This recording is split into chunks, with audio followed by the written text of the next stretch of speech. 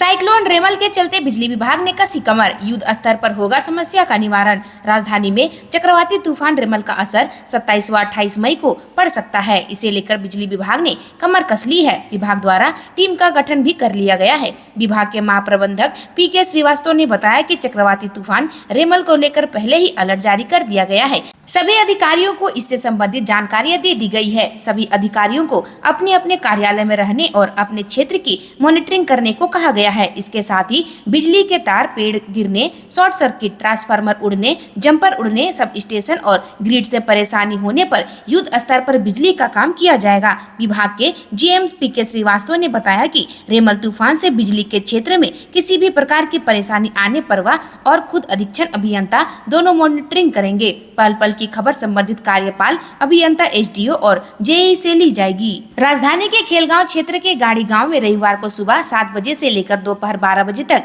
बिजली गुल रही। इस दौरान उपभोक्ता काफी परेशान रहे। उपभोक्ताओं ने इसकी शिकायत संबंधित जूनियर इंजीनियर को दी। इसके बाद बिजली की समस्या दूर की गई।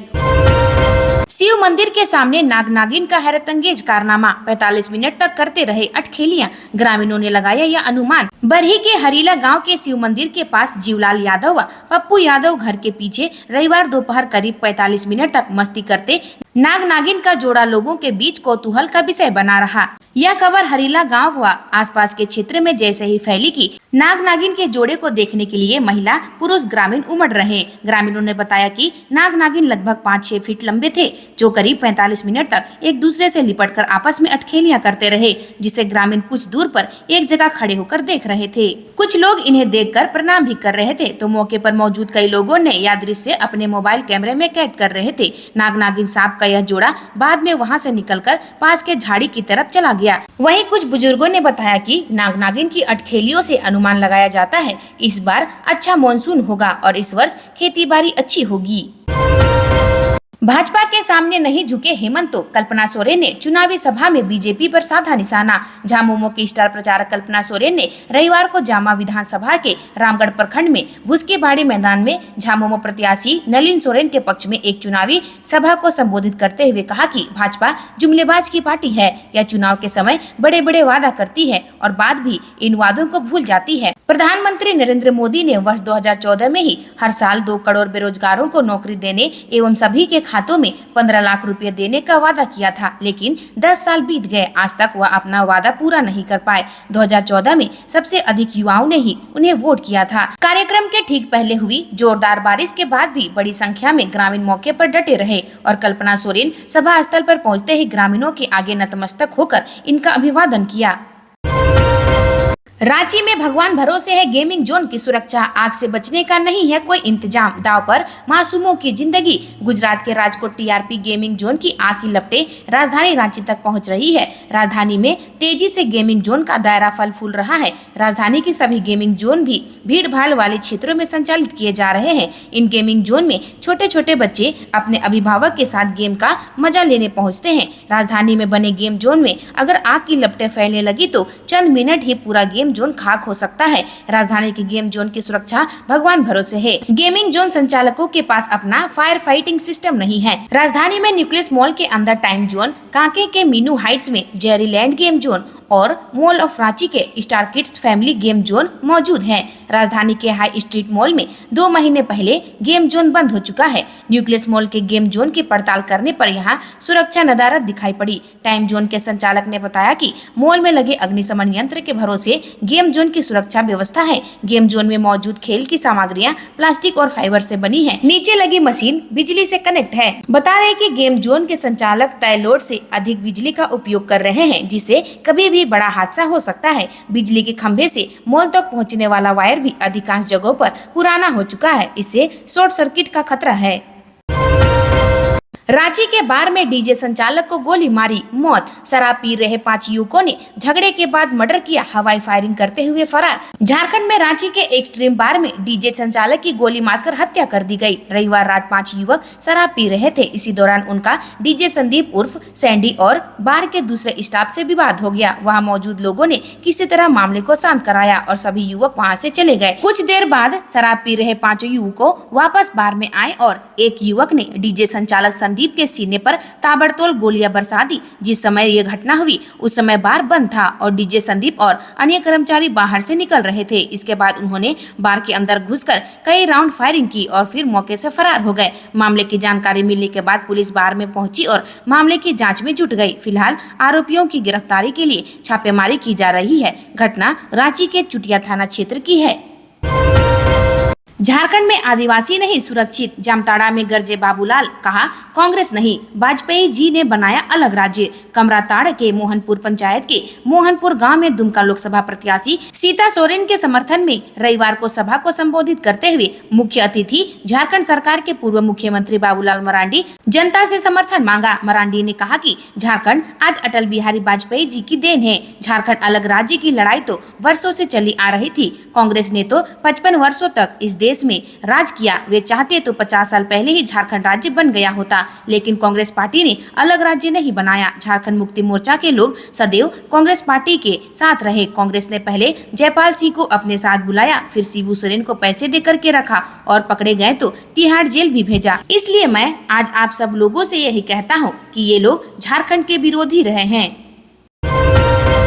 चालक खलासी अवैध अफीम के साथ गिरफ्तार। 3 करोड़ 14 लाख रुपए है अफीम की मार्केट वैल्यू। 5 लाख कैश और आईफोन भी जब्त। चाईबासा जिला पुलिस मादक द्रव्य संबंधी अपराधों से निपटने के लिए लगातार प्रतिबद्ध है। इसी क्रम में गुप्त सूचना पर नाकेबंदी कर राजस्थान नंबर की एक ट्रक को टेबो थाना क्षेत्र से पकड़ा गया। छापेमारी दल का नेतृत्व एसएसपी पारस राणा कर रहे थे। चेकिंग के क्रम में टाटा कंपनी का ट्रक की तलाशी के दौरान गाड़ी के बाहरी व ऊपरी भाग में 3216 खाली जूट का बोरा तथा 415 टीन का खाली डब्बा मिला, जिसके नीचे छुपाकर 135 प्लास्टिक के बोरा में 2096 किलोग्राम अफीम डोडा बरामद किया गया, जिसकी कीमत लगभग 3 करोड़ 14 लाख रुपए लगाया गया है। जानकारी के मुताबिक इसे उड़ीसा, छत्तीसगढ़ से मध्य प्रदेश होते हुए राजस्थान तक ले जाने की योजना थी। तलाशी के क्रम में ट्रक से 5 लाख रुपए भी बरामद हुआ है। इस संबंध में टेबो थाना में मामले दर्ज की गई है। इस घटना में संलिप्त अन्य अपराधियों के खिलाफ छापेमारी की जा रही है।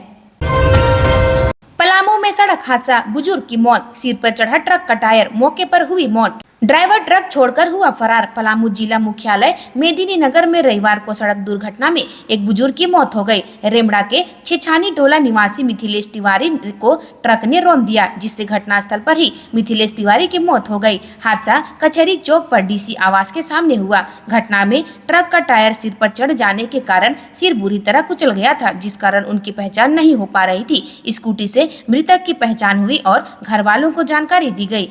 मिथिलेश तिवारी अपने घर से रेमड़ा ओवरब्रिज पार कर कचहरी चौक पहुंचे थे। ओवरब्रिज से ही पीछे से आ रहे ट्रक उन्हें अपने चपेट में ले लिया। दुर्घटना के बाद ट्रक लेकर चालक भागने की फिराक में था, मगर लोगों ने पीछा किया तो छामुआन रोड में ट्रक छोड़कर चालक फरार हो गया। ट्रक को पुलिस ने जब्त कर शहर थाना परिसर में लगा दिया है। घटना के बाद घटनास्थल पर कुछ देर के लिए लोगों की भीड़ जुट गई। धनबाद में सड़क हादसा, मारुति वैन की कंटेनर से हुई सीधी टक्कर, 3 की हुई मौत, 5 लोग गंभीर रूप से घायल। धनबाद जिले के बबुआ अड्डा थाना क्षेत्र अंतर्गत कल्याणपुर में भीषण सड़क हादसा हुआ, जिसमें 3 लोगों की मौत हो गई, जबकि 5 लोग घायल बताए जा रहे हैं। घटना के संबंध में बताया जाता है कि लोधना के एक ही परिवार के 7 लोग और अन्य एक ड्राइवर राजगंज शादी ठीक करने गए थे, जिसके बाद लौट के क्रम में कल्याणपुर के समीप विपरीत दिशा से आ रही वैन की कंटेनर के साथ आमने सामने की टक्कर हो गई, जिसमें 3 लोगों की मौत हो गई। मामले की सूचना मिलने पर बरवा अड्डा पुलिस ने घायलों को इलाज के लिए Shaheed Nirmal Mahato medical college and hospital भेजा है, जहां घायलों का इलाज चल रहा है। जबकि स्थानीय लोगों का कहना है कि गोविंदपुर पुलिस ने कंटेनर को जब्त कर लिया है। प्रधान जिला जज ने धनबाद जेल का किया निरीक्षण, जेल प्रशासन को दिए कई आवश्यक निर्देश, बंदियों को दी गई विभिन्न कानून की जानकारी। राष्ट्रीय विधिक सेवा प्राधिकार एवं झारखंड विधिक सेवा प्राधिकार के निर्देश पर धनबाद के प्रधान जिला एवं सत्र न्यायाधीश सह जिला के विधिक सेवा प्राधिकार के चेयरमैन राम शर्मा ने रविवार को जिला एवं सत्र न्यायाधीश सुजीत कुमार सिंह, मुख्य न्यायाधीश दंडाधिकारी आरती माला, राकेश रोशन के साथ धनबाद मंडल कारा का औचक निरीक्षण किया। जेल में कुल 636 दोषसिद्ध व विचाराधीन बंदी मिले। न्यायाधीश के कारागार ने प्रत्येक बैरक में पहुंचकर बंदियों को उनके स्वास्थ्य, इलाज, पेयजल, नाश्ता, भोजन व मुकदमे में पैरवी के लिए अधिवक्ता होने अथवा न होने की जानकारी ली। स्वच्छता पर विशेष ध्यान देते हुए न्यायाधीश ने बंदियों के शौचालय की साफ सफाई का निर्देश दिया। कारागार अस्पताल में निरुद्ध बीमार बंदियों के बेहतर इलाज के लिए उन्हें उच्च स्वास्थ्य सेंटर भेजे जाने का निर्देश जय डॉक्टर को दिया गया।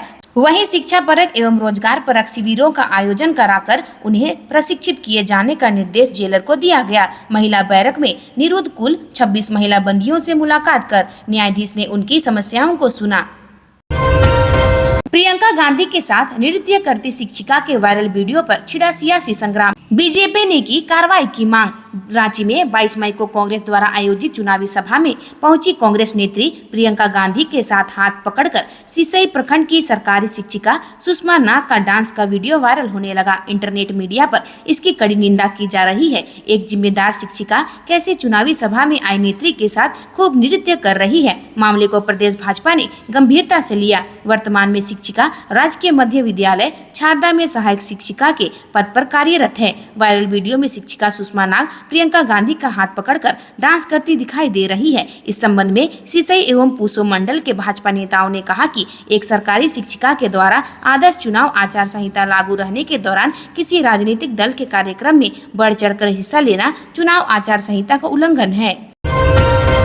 झारखंड में भी दिखेगा रेमल का ताबड़तोड़ असर। तूफानी हवाओं के साथ होगी मूसलाधार बारिश, अलर्ट जारी। राजधानी रांची समेत राज्य के 18 जिलों में एक बार फिर मौसम में परिवर्तन होने के संकेत है। 25 मई को बंगाल की खाड़ी में उठा चक्रवात तूफान रेमल में तब्दील हो गया है। इसका असर अगले 2 दिनों में झारखंड के अधिकांश हिस्सों में देखने को मिलेगा। मौसम विज्ञान केंद्र रांची ने 2 दिनों के लिए ऑरेंज अलर्ट और येलो अलर्ट जारी किया है। बताया गया कि 27 मई को निकटवर्ती मध्य हिस्से यानी रांची, रामगढ़, हजारीबाग, गुमला, बोकारो और खूंटी के अलावा उत्तर पूर्वी हिस्से यानी देवघर, दुमका, गोंडा, धनबाद, गिरिडीह, पाकुड़, जामताड़ा और साहिबगंज के साथ साथ दक्षिणी हिस्से यानी पूर्वी व पश्चिमी सिंहभूम, सिमडेगा और सरायकेला खरसावां में मेघ गर्जन के साथ 40 से 50 किलोमीटर प्रति घंटे की रफ्तार से तेज हवाएं बहने की संभावना है। मौसम गतिविधियों के साथ वज्रपात होने को लेकर ऑरेंज अलर्ट जारी किया गया है। वहीं 28 मई को निकटवर्ती मध्य हिस्से और उत्तर पूर्वी हिस्सों में कहीं कहीं मेघ गर्जन के साथ वज्रपात होने की संभावना है।